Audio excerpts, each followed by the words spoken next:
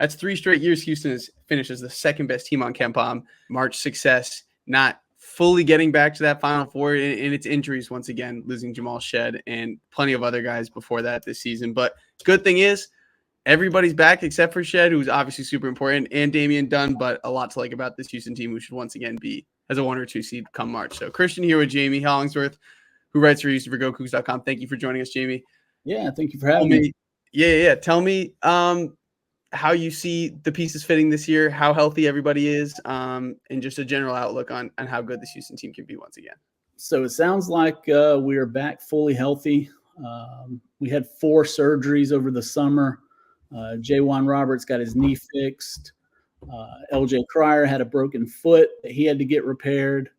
JoJo Tugler had to get his foot repaired. And then Arsenault coming off the Achilles. So as of yesterday, Coach Sampson said that we're back. Everybody's healthy. Everybody looks good in practice and should be good to go for the upcoming season.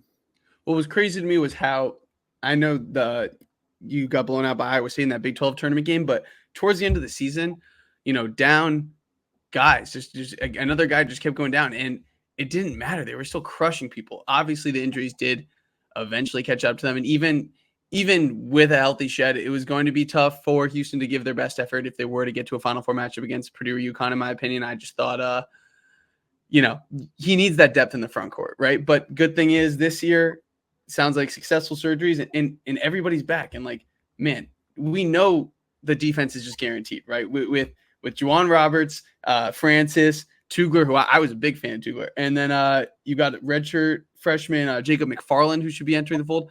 Right. This should be a top 3 defense once again, right? Tell me about just the development of those guys, or just what to expect out of the front court. Yeah, for me, I think JoJo takes that next step.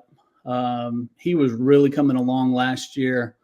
He played in the Baylor game. Coach Sampson said yesterday that he thought that was JoJo's best game of the year, and he didn't even realize that he was playing that game with a broken foot. So going into that Oklahoma game, the next game, we all found out that he was going to be out for the rest of the year. But he said ever since, he's got that foot repaired, he's taken that next step at practice. He's 6'7", but he's got a 7'6" wingspan. So, he's going to affect a lot of shots on defense.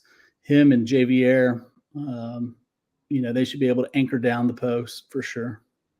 It's just no fun to play against them. The way that they rebound and the way they defend and trap, it's just a nightmare for a lot of teams to deal with. And then obviously Shed was so important. Just a great dude. You already see him making an impact in the NBA in preseason. But you bring in a guy like Milos Uzan, and Sampson has a really good track record with these transfer guards, alongside LJ Cryer, who the shooting's going to be there, the ball handling. Right. Only averaged 2 assists per game last year. That's why it's nice to have a guy like Milos who loves to play make. He averaged 4.5. So tell me how you see that backcourt pairing working together. And Milos is a 6'4" guy who can get downhill, not the shooter that typically Sampson likes to have at the guard position, but tell me just how you see those guys fitting together. Yeah, no, I think you're exactly right on him getting downhill, getting in the paint. And then, if you have Emmanuel Sharp on one side, LJ Cryer on the other, you can dump it down to Jayme, or you can lob to Francis.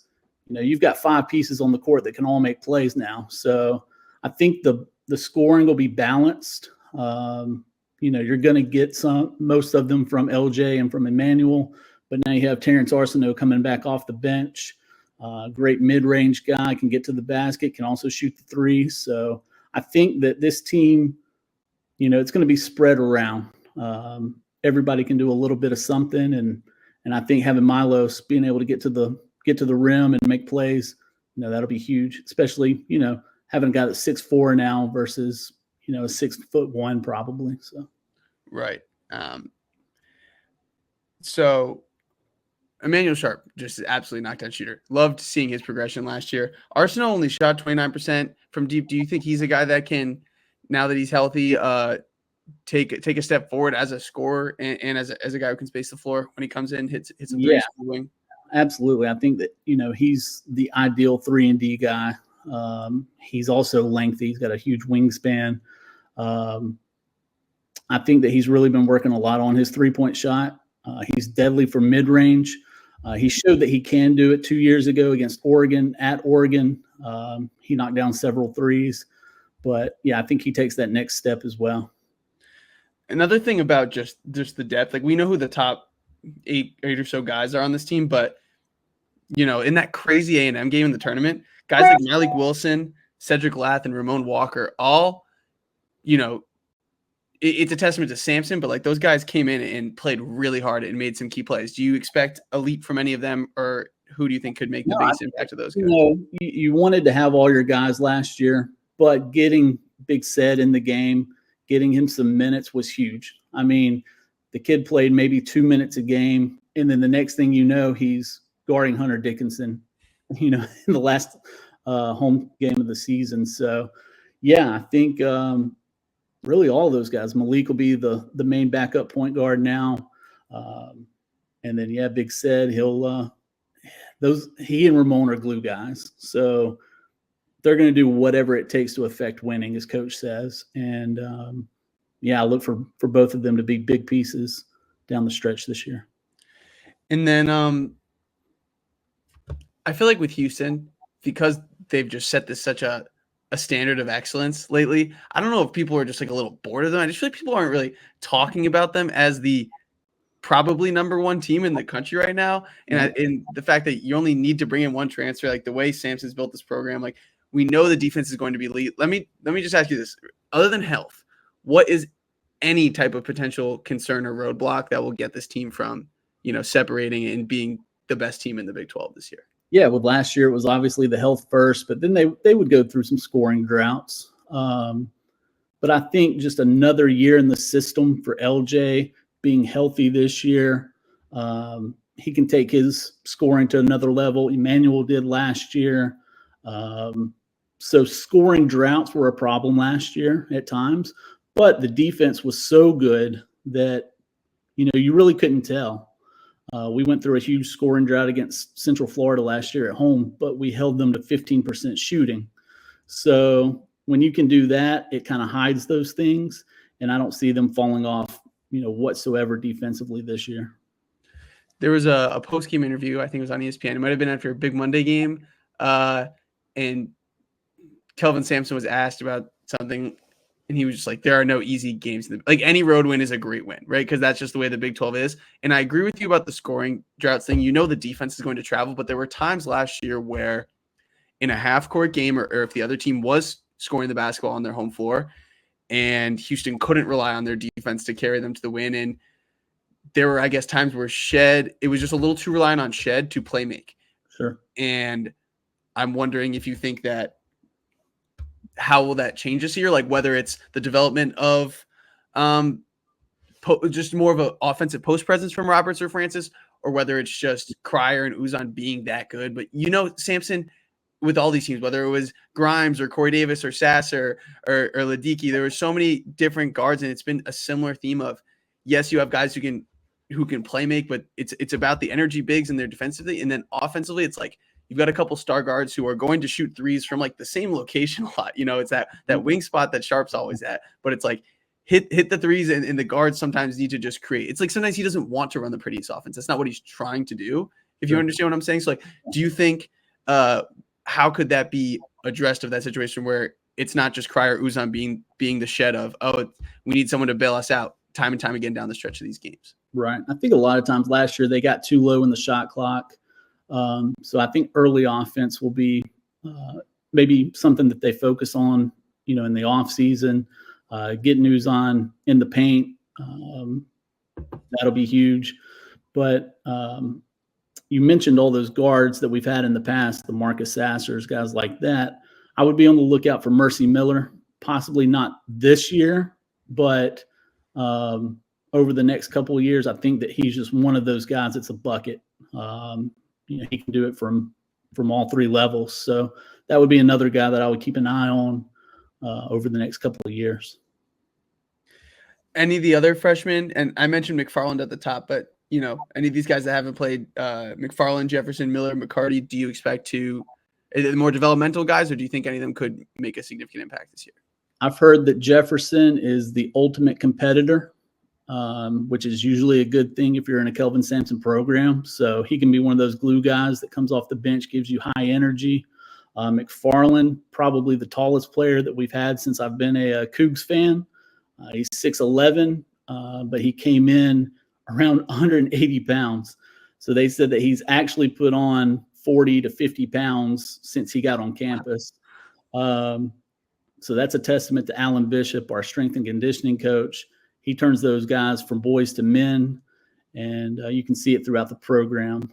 Chase McCarty, he's another freshman. I followed him when I was coaching in Alabama. He played in Huntsville before he transferred down to IMG.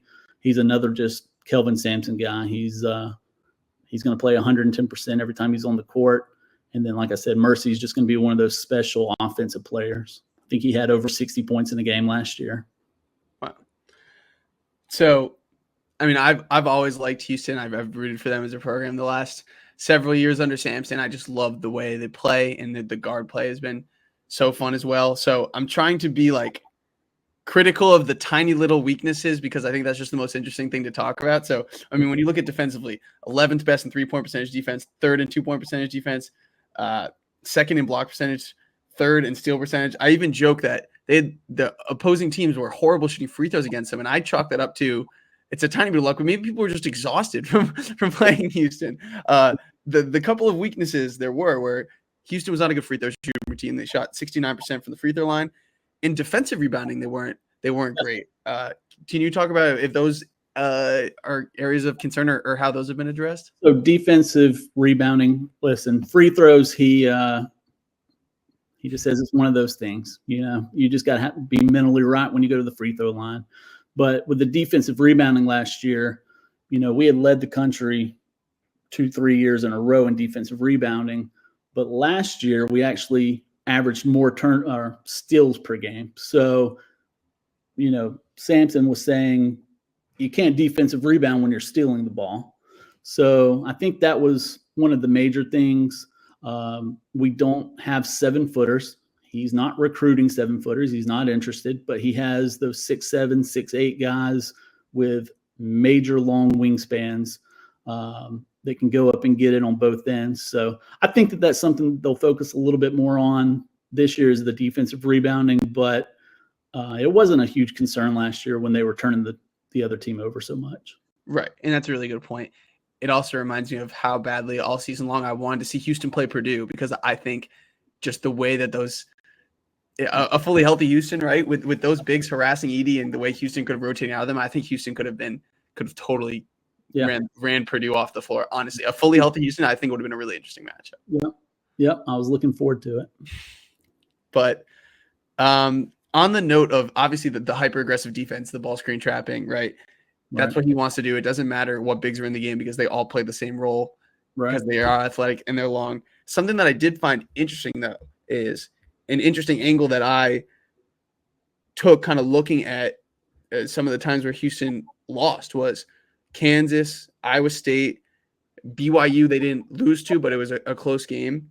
And the thing, and even A&M, I'm going to include in this, there are teams that stylistically, like those teams specifically, like for the Iowa States, the Kansas, and the BYU's of the world, they have passing big men, 5 men that could pass out of that trap, right? And then A&M, they just are chaos, and they don't even run ball screens. And I remember tweeting this out. I was like, you can't trap the ball screen if there is no ball screen. But those are like the kind of different ways. Do you think teams are going to try to – every team doesn't have the personnel to have 5 men that can pass the ball, and not every team can be A&M of crazy offensive rebounding, crashing, and no ball screens.